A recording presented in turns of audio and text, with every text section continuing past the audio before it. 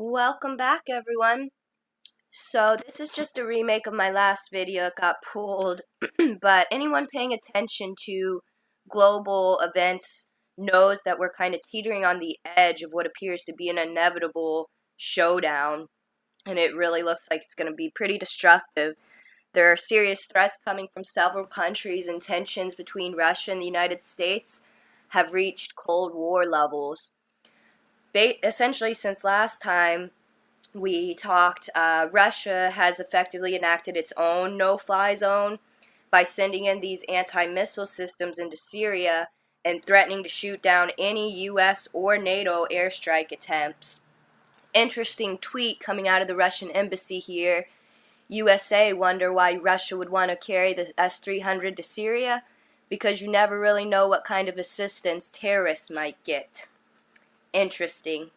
In the United States, we pretty much decided to cut all diplomatic ties with Russia, which only leaves a few options, a few options for Washington. We could, do more military strikes, more military intervention against Assad, or, enact a new no-fly zone, us controlling the airspace in Syria. However, both of these moves would definitely result in a war with Russia, and we know that by the moves Russia is making. Take a listen to this short clip here. Particular senator has now changed his position. What about the option of controlling the airspace so that barrel bombs cannot be dropped? All the options. What do you think of that option, sir? Right now, Senator, for us to control all of the airspace in Syria would require us to go to war against Syria and Russia. That's a pretty fundamental decision that certainly I'm not going to make.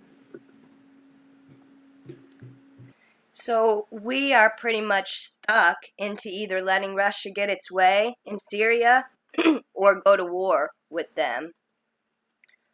In response, the U.S. media has really heightened its anti-Russian propaganda, and it's officially blamed Russia for politically hacking into our, elections. The Obama administration formally announced that it was Russia, and it was done politically to try to help Trump, but it's really based on no evidence.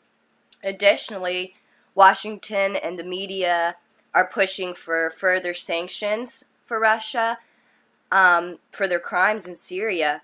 Of course, the loss of human lives is tragic, but a lot of the incidences that, for example, John Kerry is using to propel this war crimes theory, they're lies. I'm going to put a part 2 up here with what United States Army Chief of Staff General Mark Miley said. I'm going to explain his position, but essentially he's talking about how we as the United States will destroy our enemies anywhere, anytime, any place. The rest of the world really notices what's going on here. Listen to this quote from the president of the Philippines. "For as long as I am there, do not treat us like a doormat, because you'll be sorry for it. I will not speak with you. I can always go to China." So we can see Russia, China, Iran, North Korea kind of lining up against this NATO United States order that has been in place here. Russia has deployed these nuclear-capable missiles to NATO's doorstep, and American and Russian generals alike are calling a showdown pretty much unavoidable and quote-unquote almost guaranteed. The German foreign minister said it's a fallacy to think this is like the Cold War. The current times are different and more dangerous. Vladimir Putin cancels a visit to Paris, France after, NATO is voting on further sanctioning Russia for quote-unquote war crimes. They're calling his behavior in Syria Nazi-like, comparing it to Hitler. Just to heighten all this hysteria, Putin's also put out a statement that all the children and relatives studying abroad should return to the motherland. he didn't say it was in preparation for war. He said it was more of a political thing. He wants, the younger children to be educated in Russia. A lot of the media is the one saying that the reason he's doing this is to prepare for World War III. But either way, fascinating. I want to play this clip from one of my favorite YouTube channels, Tribulation Saints. I highly recommend going to his channel. It's Wayne Levy Price. There's a lot of interesting information here. So I know a lot of you guys are just beginning to kind of take notice of what's going on. And so I'm going to give a little bit of background here with this video. And that'll wrap it up after I play this clip. It's pretty long, but after we play this, that'll wrap it up for tonight. Thank you guys so much. Now we see Putin, he understands what the U.S. is doing, but he's continually trying to promote peace. And we've seen this throughout the years and up until this point. But he understands what the neocons are doing. He understands what they want. They want a nuclear war. The central bankers, the U.S. government, they realize this monetary system, it's at its end. There's nowhere to go with it. There's too much debt. They can't do anything. The central banks are stuck. Yes, they can prop it up for a little bit longer, but they know eventually what's going to happen. It's going to come down and it's going to crash. And they rather bring it down themselves. Putin understands this. The rest of the world understands this.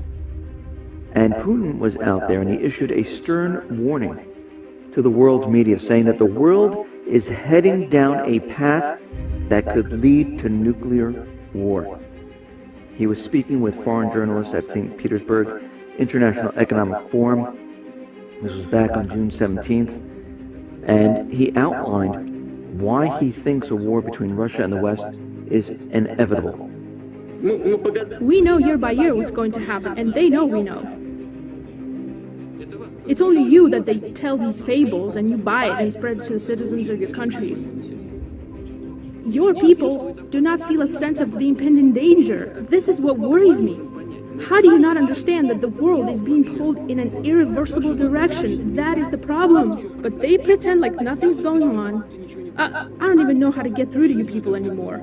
And the big news is, a month later, almost a month later, after we first reported on it, in mid-June, there has been almost no Western coverage of it at all. And that's exactly what Putin was getting at. Whether you love Putin or hate Putin, if the leader of Russia, with thousands of intercontinental ballistic missiles and cruise missiles, is telling the West, I don't know how to get through to you, your media is controlled, you're being manipulated, NATO is putting missiles on our borders, we're having to move missiles in, you've overthrown Ukraine, you're on an offensive, you're funding and protecting radical Islam, do you know what you've done? Do you know what you've done, as he said at the UN, destabilizing the Middle East? Why are you doing this? Where are the sound minds across the political spectrum who should be stopping this? Then we had Obama write some type of note to Putin saying, listen, we want better coordination between our two countries. We need to go after terrorists. So Putin gave Obama a phone call. And really, when you listen and you hear and you read the transcript of what actually happened, basically Putin is continually telling Obama, listen, you need to separate the terrorists from the moderate rebels, and we can have further cooperation. This whole phone conversation, it looks like this is propaganda, where it's making the U.S. look like, yes, we want to work with Russia. We want to help get those terrorists. Well, that's quite impossible because the U.S. is backing terrorists. Now, they might be switching which terrorists they're backing at certain times. Maybe they're not backing Islamic State anymore. Maybe they're going with al-Nusra and al-Qaeda. And maybe this is why they won't separate the moderate rebels. Because if they keep shuffling the shells around, they're hoping that Putin doesn't understand what's going on here, or anyone else. but we realize what they're doing. They're just moving the moderate rebels in and out of all these different terrorist groups and saying, yeah, they're the moderate rebels, yeah, they're the moderate rebels. And we can see that eventually this is not going to work anymore. Another threat that President Obama mentioned was ISIS. Well, who on earth armed them? Who helped to arm the Syrians that were fighting against Assad? Who created the necessary political climate that... Who pushed for the delivery of arms to the area? Do you really not understand as to who is fighting in Syria? But the issue of a major world leader saying that we're moving to the brink of war, and it's not in our news, that's the big story. They understand the central bankers, they will not stop. I mean, Putin, China, the rest of the countries, they continually push peace. They say, no, we don't want to get involved. We know you're provoking us. We're not going to grab on. And eventually what's going to happen is that the central bankers will get fed up with this, and they'll have some type of false flag. And they'll just blame it on the country. And Putin railed against the journalists for their tall tales in repeating lies and misinformation provided by the United States government. And he's specifically talking about the anti-ballistic missile system that was constructed in Eastern Europe, which they said to do this. It shows how incredibly controlled things are. Deutsche Bank, one of the biggest banks in the world, is plunging right now.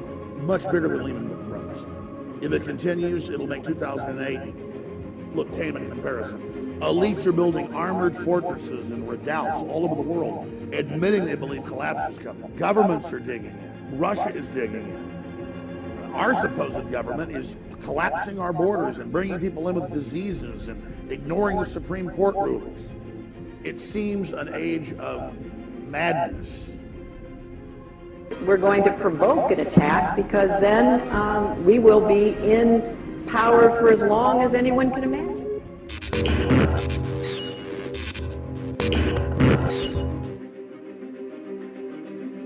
I want you to listen to John Kirby here and some of the things that John Kirby has to say here as he threatens Russia. Let's hear what he has to say. We'll continue to exploit the vacuums that are there in Syria to expand their operations. They're going to exploit it. Include, no question, attacks against Russian interests, perhaps even Russian cities. And Russia will continue to... Alright, so thank you guys so much for watching. Like I said, I'll make a part 2 with that statement from Mark Miley.